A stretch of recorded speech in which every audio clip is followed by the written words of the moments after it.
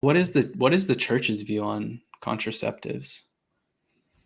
To be honest, I think I've asked that question to 3 different priests, Mm-hmm. and I get a runaround, excuse me. And it's like, I get that it's either not acceptable because it's not God's creation, it's man-made.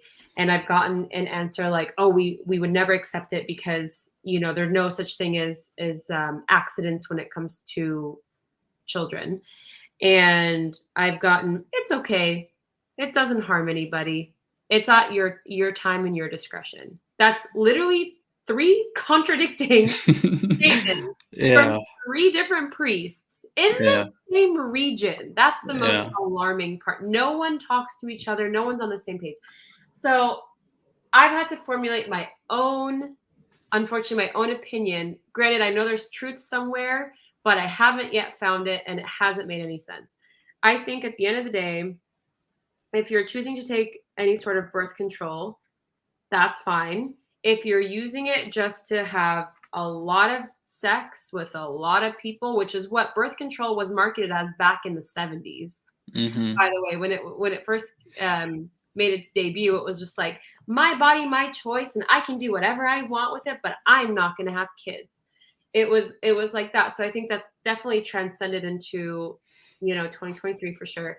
But what a lot of women don't understand, and it's not until they hit maybe their 30s, if they've been on birth control in their 20s or even in their teens, is that birth control has adverse effects.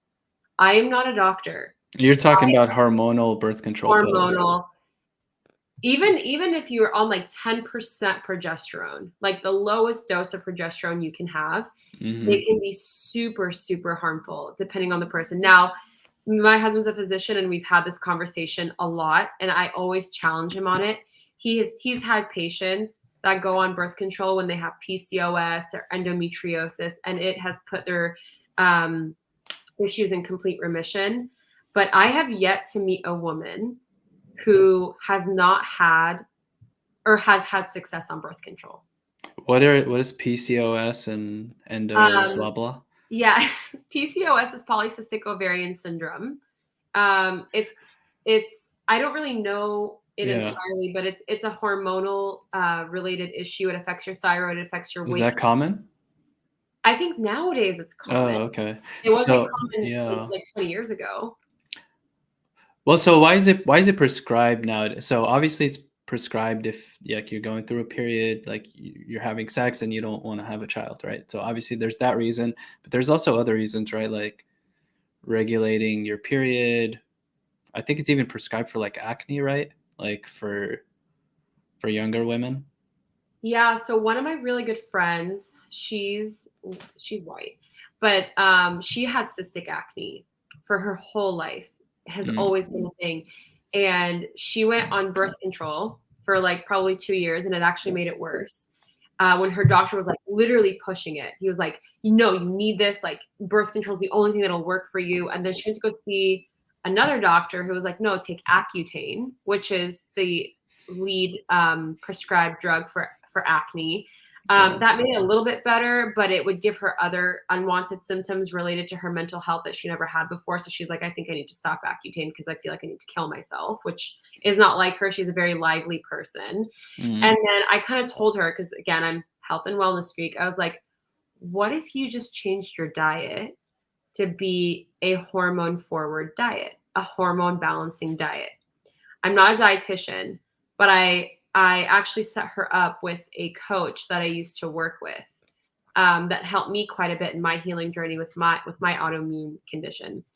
And hormone balancing through food is actually so effective that a lot of times patients refuse to use it because it's going to take at least 6 to 8 months to Mm. see your first good cycle of normalcy Mm. versus taking a drug that'll probably help you within 3 to 4 weeks.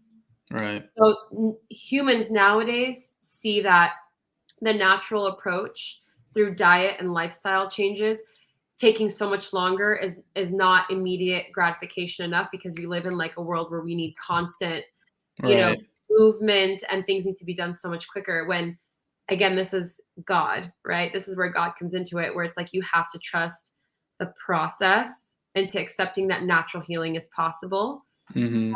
She saw her cystic acne literally clear.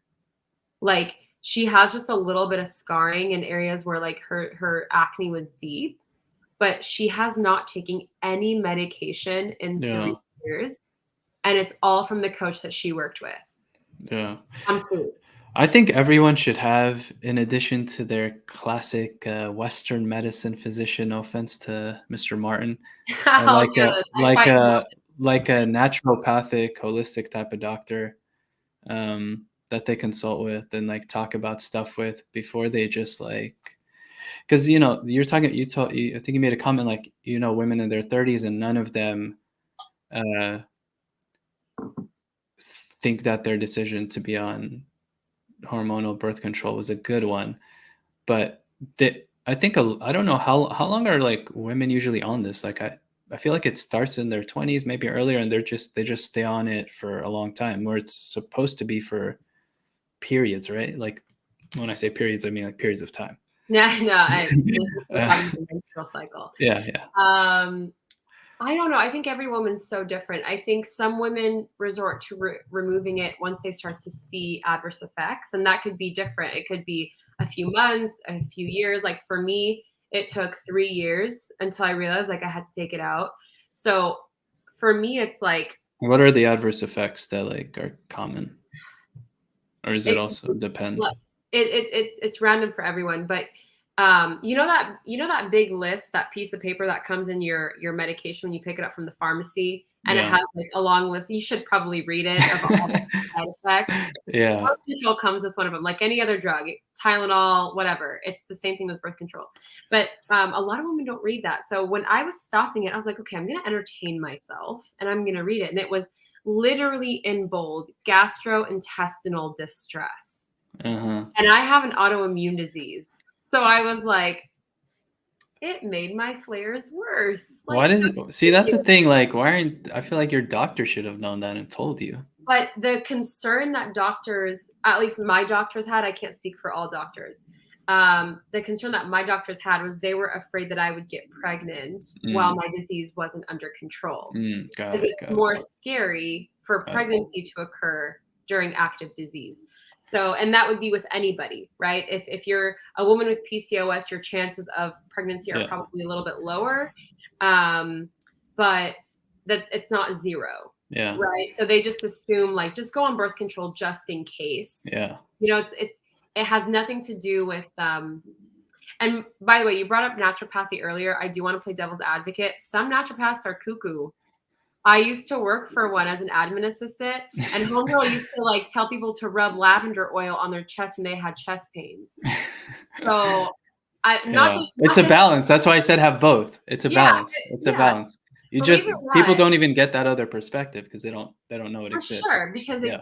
I think most people don't go to a naturopath because they do think they're a bunch of holistic weirdos that just like rainbows and sniffing flowers. But I believe it or not, I don't have a naturopath. I thought it was going to be more beneficial for me to work with a nutritionist, Yeah. and I would rather take that than some naturopath that's pushing their natural pills on me. Like I want to take minimal pills. I don't want to take more pills. Right. Right. And believe it or not, naturopaths usually get paid for whatever They're drug that supplements they though. push. Aren't they more? They're But supplements, so a little different. supplement Yeah. companies want shelf space in your clinic. Yeah. Yeah. No, I So agree. And yeah, if you there's no follow shelf any space in a modern doctor's office, unfortunately. Like it's actually illegal in the United States and Canada for a modern or a medical doctor to receive any sort of payout on a procedure or on a drug Mhm. from the drug companies. So that's the difference, but it's not regulated for naturopathy, unfortunately. I hope Okay. I'm not wrong about that, but based Yeah. on my experience, like it's messed up. Yeah, I don't know, and if we're just comparing the US and Canada, I don't know if, you guys maybe have access to them more. I don't think most healthcare plans, like, cover that in the States. It's like, that's pay Yeah, out of pocket, and that's $500 a visit, like, good luck. But in British Columbia, it is. I think it's mostly covered. I haven't been to a naturopath up here, but it's more available here for Hmm. sure. Because I think Canadians are a little bit more health conscious than Americans. Whoa, whoa, whoa, whoa, I mean, not to put it whoa. out there, but A Big Mac every now and then ain't hurt nobody, but everyone in BC, like there's not as many fast food places as yeah, you would think. So that's sad. if I want a McDonald's, I actually have to drive to a McDonald's. Hey, depending on where you live here, you gotta drive too, but, I guess.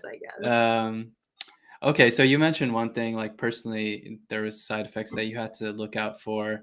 Another one that I read about, and I don't know how common it is actually, but it's somehow it inversely, like, affects a woman's sex drive and lowers the libido, That's and, true. um but is that something, like, you think women are cognizant of as they're on the pill, or I don't think they are because I wasn't. yeah, And that's also not something that's talked about by the doctor that's prescribing it. They're just like, right. "You have this issue. I only care about the issue. I don't care about all the other issues that it may cause. So this is what you're gonna get." Again, like Mhm. when you're 21 or 22 and you're on it, you don't really care about what could happen when you're on it. So low libido, like it affects women differently. Like I said, some women don't experience it at all. I had it, but it wasn't like as bad. I guess I've heard horror stories from other women, and I couldn't sympathize because I didn't understand. Um, Mhm. but it's not normal for your body to have that kind of response. Yeah. If you think that if the church did, you said you had some varying different comments from clergy on like what's the stance on this. Say there was a unified stance that no, none of this is approved. Just say that was the stance because it's it's all in God's hand. Yada yada. Sunday school answer. Would do you think that would be okay in like today's society? Like could the women in our community at least like uh accept that, and is that so foreign? Like if you told like your non-Coptic friend that, would they be like, oh my god, what? I think I and it because wasn't because like there's a big like my body my choice, right? Like now we have men, the patriarchy, like clergy telling me like yeah, what to do, and men telling women what to do. yeah, it's like what. Yeah. Here's how I see it. Like there are lots of things that the church says are blanket no's. Like no to certain things, right? And I still think some people take that as an open interpretation. The church when they say no, it's not a suggestion. It's a law. It's what they believe is also another step into the kingdom. Whatever, Mhm. right? If they told me absolutely no, I would never take it. That's how I am. Mm, I would much rather learn how to protect myself naturally, and that's through many ways, right? It's learning your cycle, learning your body, basal temperature if you're into that stuff, abstinence. It's like whatever, like understanding the way that your body's rhythm is super important. Some women don't want that. And I'm mm, not going to condemn a woman who hears the no and still wants to do it her own way because, again, I'm not in the space of condemning what others do. But there is, if the church says to do something, it's our like opportunity as Christians to take that with a whole heart and understand that the no has meaning, and it's not just a no to be like patriarchal and like chauvinistic and like, oh, these priests are all men and they hate on women and they just want to, like, no. I like these are our church fathers. Like some of them, right. I'm not going to talk about their intentions, but that's every region's different, every church is different. Like take it with a grain of salt if you wish. um but at the same time, like if I were to talk to a non-Coptic friend Yeah. about, I don't think they'd really bat an eye because they're like, "Oh, Catholicism is like that. Oh, Muslims are like that." So it's like they know that Yeah. generally religion plays a huge role in birth control and how women should Mhm. be taking care of themselves. Yeah, I think Catholics really are, I feel like, a lot stricter than us on this Way stricter. on abortion, definitely, Yeah. and then on birth control. Like, Yeah. any devout Catholic has, like, 7 kids. Y Like 7 kids, has basal yeah, body temperature every single day, yeah, to track their cycle. Like, yeah. it's And, and I think now that I'm just thinking about it, like, it's probably pretty obvious the fact that, like, your modern Coptic household is, like, 2 kids, that they're it's probably common unless, yeah, I uh, mean, they're having 0 sex, which, is possible, but hopefully exactly. not. Hopefully not. Um,